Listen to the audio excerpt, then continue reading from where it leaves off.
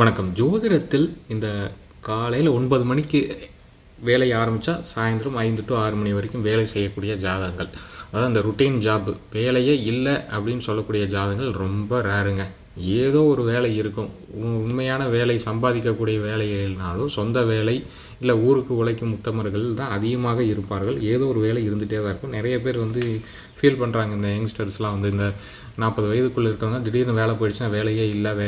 வேலை கண்டிப்பாக இருக்கும். இப்போ ஜாதகத்தில் பார்த்திங்கன்னா அதுக்கு வேலையை தரக்கூடிய கிரகம் அப்படின்னா கர்ம காரகன்னே அவருக்கு பேர் சனி பகவான். ஏதோ ஒரு வேலை, பூமியில் பிறந்ததுக்கு ஏதோ ஒரு வேலை செய்யணும். அப்போது சனி லக்னத்தை பார்ப்பது, லக்னாதிபதியை பார்ப்பது, சந்திரனை பார்ப்பது, 10ஆம் இடத்தை தொழில் ஸ்தானத்தை பார்ப்பது, 10ஆம் அதிபதியை பார்ப்பது, இல்லை 10லேயே சனி இருப்பது.